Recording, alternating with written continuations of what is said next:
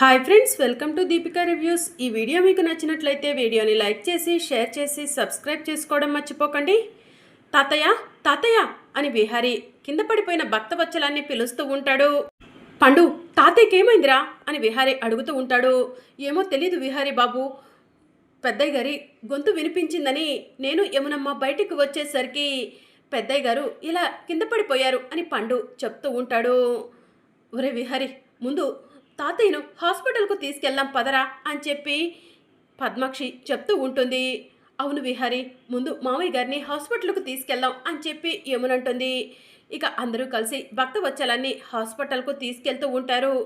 అంబిక వెనుక నుంచి ఇదంతా చూస్తూ, ముసలోడా మంచిగా చెప్పాను, నా గురించి నిజం బయట పెట్టొద్దని, కానీ నా మాట వినలేదు. ఇప్పుడు నీ పరిస్థితి ఏంటో ఆ దేవుడికే తెలియాలి. నాకు తెలిసినంత వరకు పెద్ద వయసు కాబట్టి చచ్చావని డాక్టర్లు చెప్తారనుకుంటున్నాను. నువ్వు చస్తే ఈ ఆస్తి మొత్తం నాదే అవుతుంది. నువ్వు బ్రతకటానికి వీల్లేదు.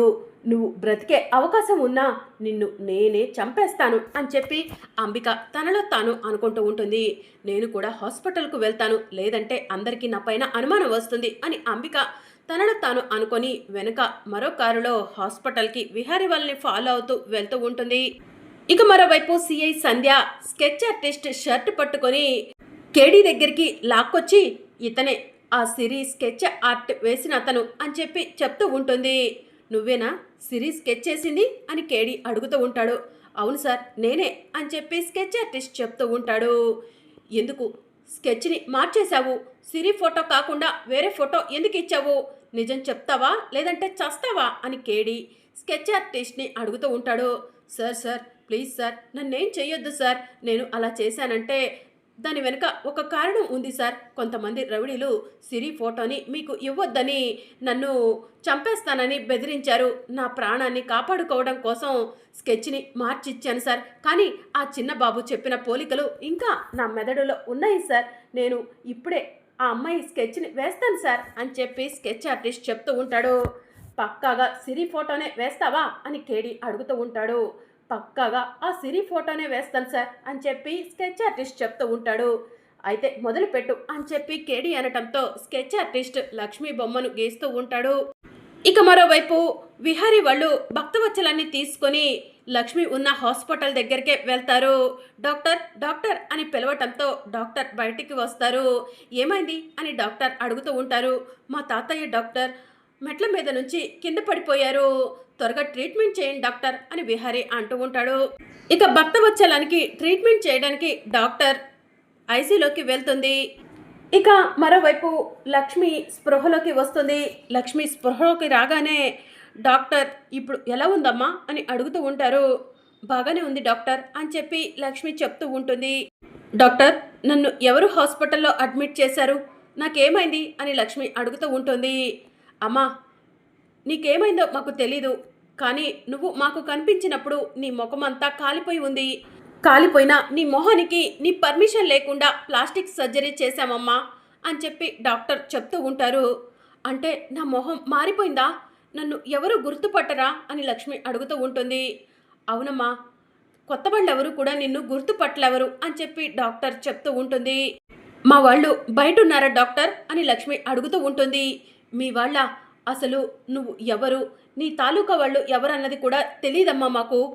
మా నర్సు నిన్ను తీసుకొచ్చి ఈ హాస్పిటల్లో అడ్మిట్ చేసింది. అప్పటి నుంచి హాస్పిటల్కు వస్తున్న ఫండ్స్తో నీకు ట్రీట్మెంట్ చేస్తున్నాం అని డాక్టర్ చెప్తూ ఉంటుంది.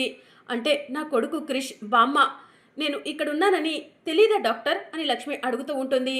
చెప్పాను కదమ్మా, అసలు నువ్వెవరో తెలీదు, నీ వాళ్ళకు మేము ఎలా ఇంటిమేషన్ ఇవ్వము అని డాక్టర్ అడుగుతూ ఉంటుంది. డాక్టర్, నా కొడుకు మా బామ్మ నా కోసం ఎదురు చూస్తూ ఉంటారు. నేను వెంటనే వెళ్ళాలి.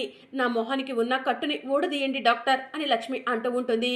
సరే అమ్మా, ఇలా కూర్చో అని డాక్టర్ చెప్తూ ఉంటుంది. ఇక డాక్టర్ లక్ష్మికి కట్టు ఊడదీస్తూ ఉండగా ఐసీయూలో మరో పక్కన ఇంకొక డాక్టర్ భక్తవత్సలానికి ట్రీట్మెంట్ చేస్తూ ఉంటుంది. ఇందాకలా అంబికమ్మ ఈ హాస్పిటల్కు వచ్చింది. అంబికమ్మ ఇక్కడికి ఎందుకు వచ్చింది? ఇది వైజాగ్ కదా, అంబికమ్మ వాళ్ళు హైదరాబాద్లో కదా ఉండాల్సింది అని లక్ష్మి ఆలోచిస్తూ ఉంటుంది. ఇక డాక్టర్ భక్తవత్సలానికి ట్రీట్మెంట్ చేస్తూ ఉండగా నర్స్ భక్తవత్సలాన్ని చూసి, ఈయనేంటి ఈ హాస్పిటల్లో అడ్మిట్ అయ్యారు, ఇంతకుముందు ఇతను బాగానే ఉన్నాడు కదా, ఇందాకలా ఐసీలో చనిపోయిన పేషెంట్తో మాట్లాడటానికి వచ్చారు. ఆ పేషెంట్ ఈ పెద్దాయనకి ఏదో చెప్పాడు. నన్ను 2 మినిట్స్ బయట ఉండమంటే నేనే బయట ఉండిపోయాను. ఈ పెద్దాయన బాధతో హాస్పిటల్ నుంచి వెళ్ళాడు. ఇంతలో ఈ పెద్దాయనకి ఏమైంది డాక్టర్ అని చెప్పి నర్స్ డాక్టర్ని అడుగుతూ ఉంటుంది.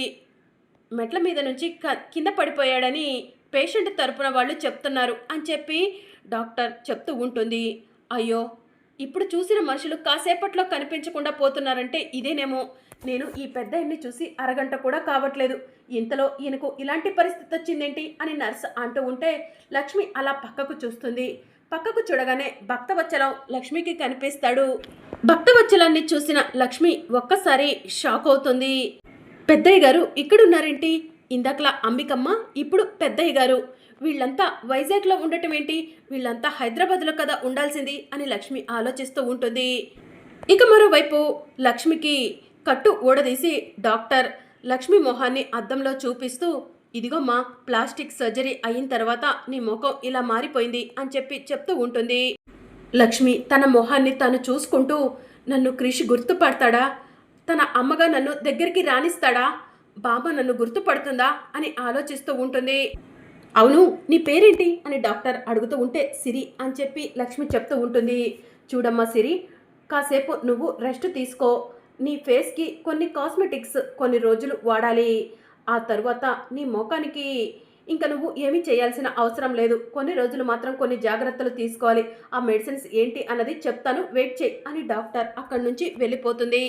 ఇక మరోవైపు స్కెచ్ ఆర్టిస్ట్ లక్ష్మి ఫోటోని గీసి సంధ్యకు కేడీకి చూపిస్తూ ఉంటాడు.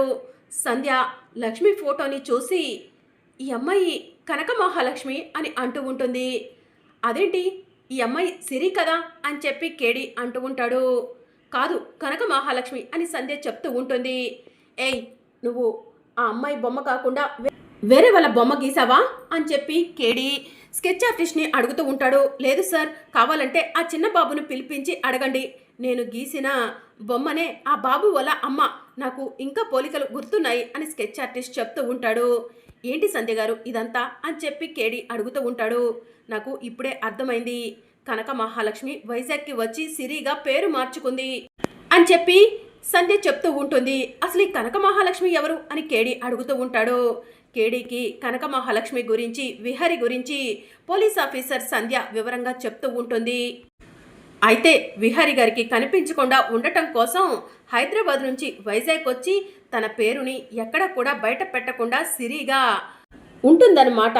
అయితే ఈ కనక మహాలక్ష్మి ఎక్కడ ఉన్నా వెతికి పట్టుకోవటమే మన మెయిన్ టార్గెట్ అని చెప్పి కేడీ చెప్తూ ఉంటాడు. అవును కేడీ, కానీ ఈ విషయం ఇప్పుడు విహారి గారికి చెప్పొద్దు. కనక మహాలక్ష్మి సిరి ఒకరేనని కన్ఫర్మ్ అయిన తర్వాత చెప్దాం అని చెప్పి సంధ్య చెప్తూ ఉంటుంది. సరే సంధ్య, ముందైతే ఈ కనక మహాలక్ష్మి ఫోటోని అన్ని హాస్పిటల్స్కు పంపించు. ఈ అమ్మాయి ఏ హాస్పిటల్లోనైనా అడ్మిట్ అయిందేమో తెలుసుకో అని చెప్పి కేడీ చెప్తూ ఉంటాడు. సరే కేడీ, ఇప్పుడే అన్ని హాస్పిటల్స్కు పంపిస్తాను అని చెప్పి పోలీస్ ఆఫీసర్ సంధ్య లక్ష్మి ఫోటోని అన్ని హాస్పిటల్స్కి పంపిస్తుంది. మరోవైపు కనక మహాలక్ష్మి భక్తవచ్చలం దగ్గరకు వెళ్తుంది. ఈ పెద్దాయన మీకు తెలుసా మేడం అని నర్స్ అడుగుతూ ఉంటుంది. ఈ పెద్దాయన ఇందాకలా ఎవరిని కలవటానికి వచ్చారు అని లక్ష్మి అడుగుతూ ఉంటుంది. అదిగోండి అక్కడ పడుకున్నాడు చూడండి, అతను పడుకోలేదు, చనిపోయాడు. అతను ఈ పెద్దాయనకు ఏదో సీక్రెట్ చెప్పి చనిపోయాడు. అతని తాలూకా బంధువులెవరో కూడా ఎవరికీ తెలీదు. అతనేమో చనిపోయాడు, అతని బాడీని ఎవరికి అప్పచెప్పాలో కూడా అర్థం కావట్లేదు అని నర్స్ చెప్తూ ఉంటుంది. ఇక లక్ష్మి సిద్ధార్థుని చూసి, సిద్ధార్థతో పెద్దయ్య గారు మాట్లాడటానికి వచ్చారా? అంటే సిద్ధార్థ్ పెద్దయ్య గారితో మాట్లాడుతున్నారన్న నిజం అంబికమ్మకు ముందే తెలుసు అన్నమాట.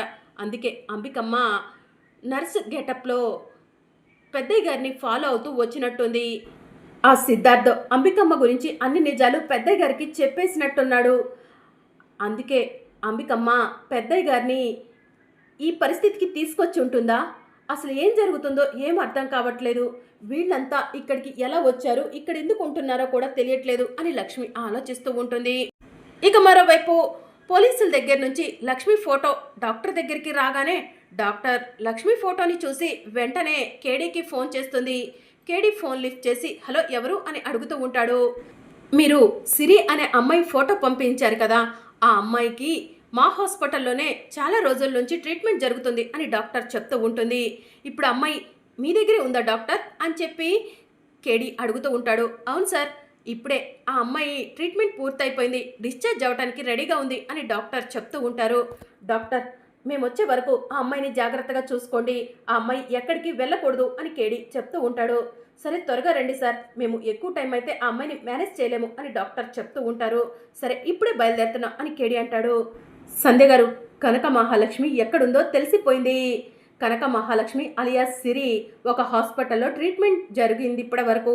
పదండి త్వరగా వెళ్ళి కనక మహాలక్ష్మిని కలుద్దాం అని కేడీ అంటాడు. కేడీ సంధ్య ఇద్దరూ కలిసి లక్ష్మి ఉన్న హాస్పిటల్ దగ్గరకు వస్తారు.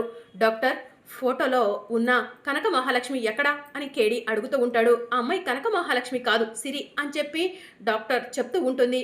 అదే సిరి ఎక్కడా అని చెప్పి కేడీ అడుగుతూ ఉంటాడు. పదండి చూపిస్తాను అని డాక్టర్ కేడీని సంధ్యను తీసుకొని లక్ష్మి ఉన్న రూమ్ దగ్గరకు వస్తారు. మీరు చూపించిన ఫోటోలో అమ్మాయి ఈ రూమ్లోనే ఉంది, మీరు వెళ్ళండి, నేను 2 minutesలో ఒక ఫోన్ కాల్ మాట్లాడొస్తాను అని డాక్టర్ అంటుంది. ఇక దాంతో కేడీ సంధ్య ఇద్దరు కూడా లక్ష్మి ఉన్న రూమ్లోకి వెళ్తారు. లక్ష్మి వెనుక వైపు తిరిగి కూర్చోవడంతో కేడీకి సంధ్యకు లక్ష్మి మొహం కనిపించదు. అప్పుడు సంధ్య లక్ష్మి అని పిలవటంతో లక్ష్మి అని పిలుస్తున్నారు, ఎవరై ఉంటారు అని లక్ష్మి కంగారు పడుతూ ఉంటుంది. కనక మహాలక్ష్మి అని కేడీ అనటంతో లక్ష్మి ఒక్కసారిగా వెనక్కి తిరిగి చూస్తుంది. సంధ్య లక్ష్మిని చూసి షాక్ అవుతుంది. ఎవరు మీరు? నా పేరు కనక మహాలక్ష్మి కాదు, నా పేరు సిరి అని చెప్పి లక్ష్మి చెప్తూ ఉంటుంది. అయితే క్రిష్ కూడా మీ కొడుకు కదా అని సంధ్య అడుగుతూ ఉంటుంది. నా కొడుకు క్రిష్ ఎక్కడున్నాడు అని లక్ష్మి అడుగుతూ ఉంటుంది. క్రిష్ కావాలంటే మీరు కనక మహాలక్ష్మినో సిరినో నిజం చెప్పండి అని సంధ్య అడుగుతూ ఉంటుంది. సంధ్య గారు, మీ దగ్గర అబద్ధం చెప్పాలనుకోవట్లేదు, కొన్ని కారణాల వల్ల కనక మహాలక్ష్మి సిరిగా మారింది అని చెప్పి చెప్తూ ఉంటుంది. ఎందుకు లక్ష్మి గారు ఇలా చేస్తున్నారు? మీ వల్ల విహారి గారు చాలా బాధపడుతున్నారు. కొన్ని రోజులైతే విహారి గారు పిచ్చివాళ్ళు అయిపోయారు, తాగుడుకు బానిసైపోయారు అని చెప్పి సంధ్య చెప్తూ ఉంటుంది. సంధ్య గారు, అవన్నీ నాకు తెలుసు, నేను దూరంగా ఉన్నా కూడా విహారి గారిని ఒక కంట కనిపెట్టుకునే ఉన్నాను అని లక్ష్మి చెప్తూ ఉంటుంది. రండి, మిమ్మల్ని విహారి గారి దగ్గరకు తీసుకెళ్తాను, విహారి గారితో మీరు మాట్లాడాలి అని సంధ్య లక్ష్మిని లాక్కొని వెళ్తూ ఉంటే, సంధ్య గారు ప్లీజ్ నేను చెప్పేది వినండి, మీకు దండం పెడతాను, నన్ను విహారి గారి దగ్గరికి తీసుకెళ్లొద్దు అని లక్ష్మి చెప్తూ ఉంటుంది. మీరు మోసం చేశారని విహారి గారు మిమ్మల్ని అపార్థం చేసుకుంటున్నారు, అసలు ఎందుకు మీరు ఇదంతా చేశారు అని చెప్పి సంధ్య అడుగుతూ ఉంటుంది. సహస్రమ్మ విహారి గారు సంతోషంగా ఉండాలనే ఇదంతా చేశాను అని లక్ష్మి చెప్తూ ఉంటుంది. కానీ విహారి గారు సంతోషంగా లేరు అని చెప్పి సంధ్య చెప్తూ ఉంటుంది. సంధ్య గారు, ముందు నన్ను నా కొడుకు క్రిష్ దగ్గరికి తీసుకెళ్ళండి అని లక్ష్మి అడుగుతూ ఉంటుంది.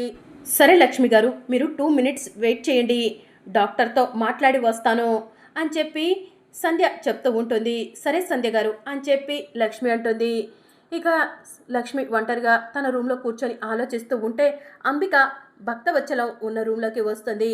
నానా, నేను ఎంత చెప్పినా కూడా నా మాట వినిపించుకోలేదు, ఇప్పుడు చూసావా నువ్వు బ్రతకవని డాక్టర్లు చెప్తున్నారు, నా గురించి నిజం తెలిసిన ఎవరిని బ్రతకనివ్వను నానా, బ్రతకనివ్వను అని చెప్పి అంబిక అంటూ ఉంటే లక్ష్మి ఇదంతా కూడా పక్క నుండి చూస్తూ ఉంటుంది.